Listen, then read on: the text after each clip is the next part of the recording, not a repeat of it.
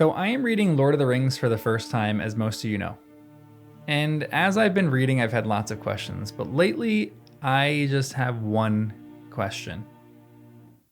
Who the is Tom Bombadil? Don't even get me started on Goldberry. I might have to do a whole nother essay on her, but please let me know in the comments how the river can have a daughter. What the heck is that? I am not a rookie in this lore. The movies are my favorite movies of all time, and I think they're the best movies ever made. I read The Hobbit in high school, and I used to play all the video games and board games and watch all the appendices. So I knew the character of Tom Bombadil, and I knew that he existed. But what the actual heck? I mean, this man puts the ring on. The very ring that Frodo is supposed to destroy, and nothing happens to him. He seems impervious to any evil. This is what the book says about that little story. "Show me the precious ring," he said suddenly in the midst of the story. And Frodo, to his own astonishment, drew out the chain from his pocket, and unfastening the ring, handed it at once to Tom. It seemed to grow larger as it lay for a moment on his big brown-skinned hand. Then suddenly he put it to his eye and laughed. For a second, the hobbits had a vision, both comical and alarming, of his bright blue eye gleaming through a circle of gold. Then Tom put the ring around the end of his little finger and held it up to the candlelight. For a moment, the hobbits noticed something strange about this man. They gasped. There was no sign of Tom disappearing. Tom laughed again, then he spun the ring in the air and it vanished with a flash. Frodo gave a cry, and Tom leaned forward and handed it back to him with a smile. There's no chance that this would happen with Gandalf. And at this point in the story, Gandalf seems like the most powerful being that ever existed. Again, note that I am only in chapter 7 of Fellowship of the Ring and haven't read the rest of the text or any of the other Lord of the Rings lore. Also, shameless plug as always, if you want my unorganized thoughts on all these chapters as I'm reading through it, and I'm doing an essay pretty much on every single chapter. Sometimes, 2 essays because there's a lot of thoughts on each chapter that I have, so it's hard to just narrow it down to one essay. But anyway, subscribe because I think you'd like this kind of content if you like Lord of the Rings. But Gandalf feared the ring. He didn't want it because he knew it would be too powerful and the darkness would overpower him. At least that's how I interpreted it. If I get things wrong too, please let me know in the comments, but don't give me all the deep spoilers, please. But here is Tom Bombadil, not being offered the ring, but asking Frodo for it. Frodo just willingly giving it to him too, which is kind of nuts. Then he puts it on and nothing happens. Is this man the god of Middle-earth? There's an incredible line that Goldberry uses to describe Tom when Frodo asks. "Fair lady," said Frodo again after a while, "tell me if my asking does not seem foolish, but who is Tom Bombadil?" "He is," said Goldberry, staying her swift movements and smiling. Yeah, like that answers the dang question. And the books say Frodo does exactly what we all did when we read that line, or at least what I did. It says, Frodo looked at her questioningly. Then she responds with, "He is as you have seen him," she said in answer to his look. "He is the master of wood, water, and hill." "Then all this strange land belongs to him?" "No, indeed," she answered, and her smile faded.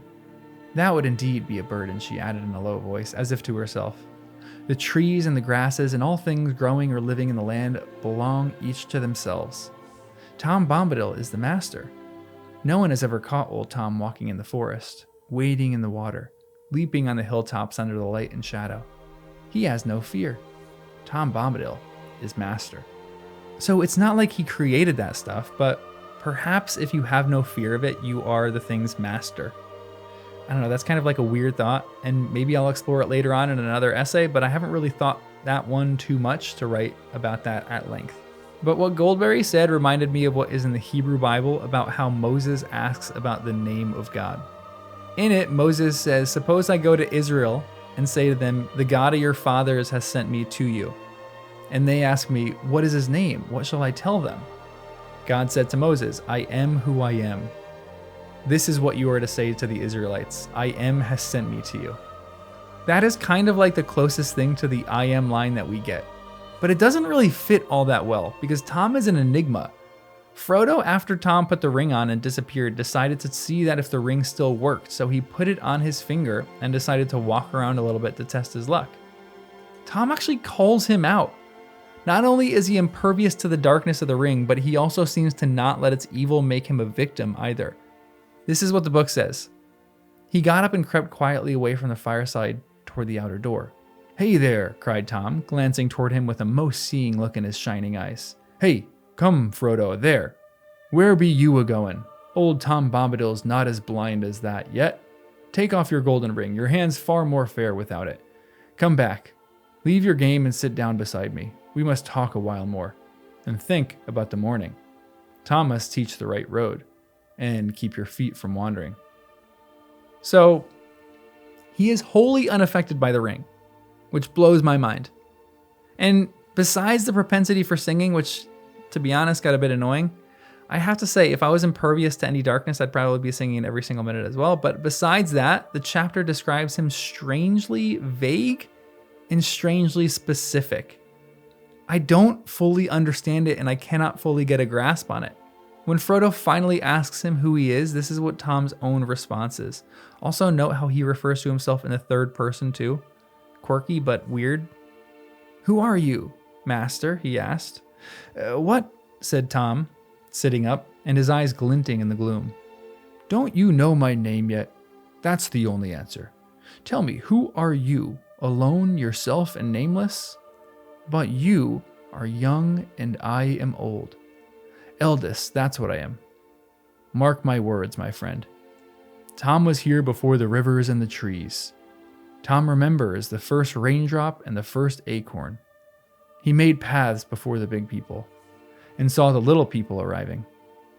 He was here before the kings and the graves and the Barrow-wights.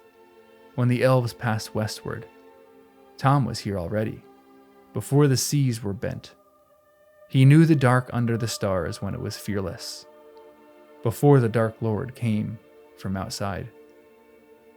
So, he's the first being, it seems, to have been in Middle-earth, before Middle-earth was even Middle-earth.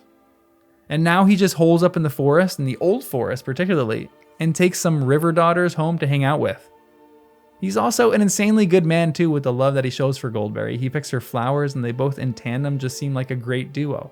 Very cult-like too, because the first part of the chapter I could have sworn that the mushrooms that Farmer Maggot gave them were not the typical mushrooms that you'd eat and were some psychedelic mushrooms.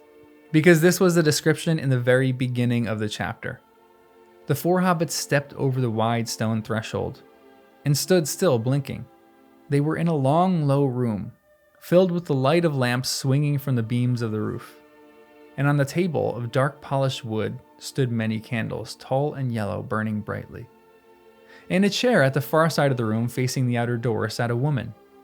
Her long yellow hair rippled down her shoulders. Her gown was green as young reeds, shot with silver beads like beads of dew. And her belt was of gold, shaped like a chain of flag lilies set with the pale blue eyes of forget-me-nots. About her feet, in wide vessels of green and brown earthenware, white water lilies were floating, so that she seemed to be enthroned in the midst of a pool. "Enter, good guests," she said, and as she spoke, they knew that it was her clear voice that they heard singing.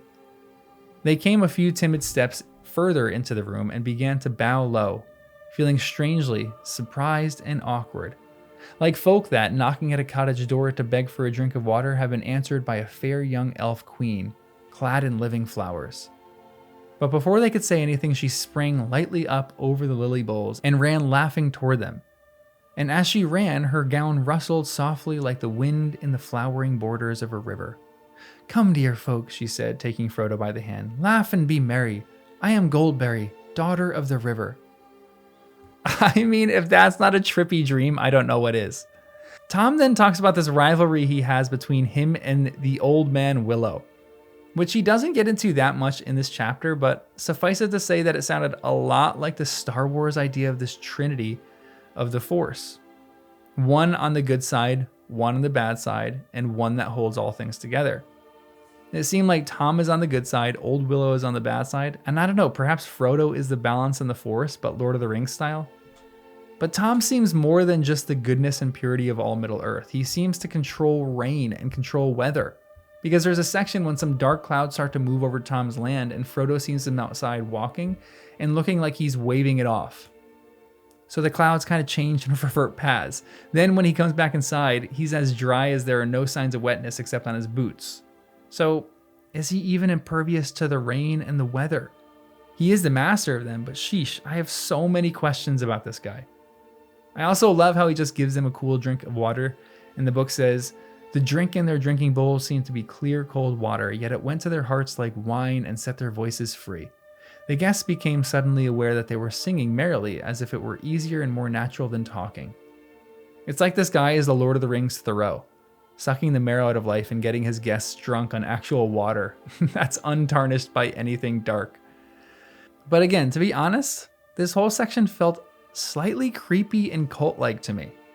I know that Tom is good, but if I were reading this completely in the dark about who Tom is, I'd have said this was a trap to ensnare them in some way.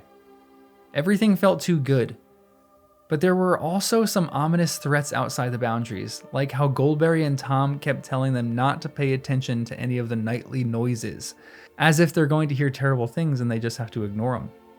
The creepiest section of this came after dinner on the first night when, the book says, at last Tom and Goldberry rose and cleared the table swiftly. The guests were commanded to sit quiet and were set in chairs, each with a footstool to his tired feet. There was a fire in the wide hearth before them, and it was burning with a sweet smell, as if it were built of apple wood. When everything was set in order, all the lights in the room were put out, except one lamp and a pair of candles at each end of the chimney shelf. Then, Goldberry came and stood before them, holding a candle, and she wished them each good night and deep sleep. Have peace now, she said, until the morning. Heed no nightly noises, for nothing passes door and window here save moonlight and starlight, and the wind off the hilltop. Good night. She passed out of the room with a glimmer and a rustle. The sound of her footsteps was like a stream falling gently away downhill over cool stones in the quiet of the night. Like, what the heck is that, Goldberry? That felt so cult-like. But I have to say, the one thing that put me at ease a bit was that Tom didn't ignore the darkness, which would have felt a little more like a telltale sign that Tom is shifty. My favorite bit of the whole chapter came when Tom brings up the old willow right before they're about to go to bed. And Tom delivers a line that I think is applicable to everyone in the world today, freaking out about every little thing. This is what the book says. He fell silent again, but Frodo could not help asking one more question. The one he most desired to have answered. Tell us, master, he said, about the Willow Man. What is he? I have never heard of him before. No, don't, said Merry and Pippin together, sitting upright. Not now, not until the morning. That is right, said the old man. Now is the time for resting. Some things are ill to hear when the world's in shadow. Sleep till the morning light. Rest on the pillow. Heed no nightly noise. Fear no gray willow. And with that, he took down the lamp and blew it out. And grasping a candle in either hand, he led them out of the room.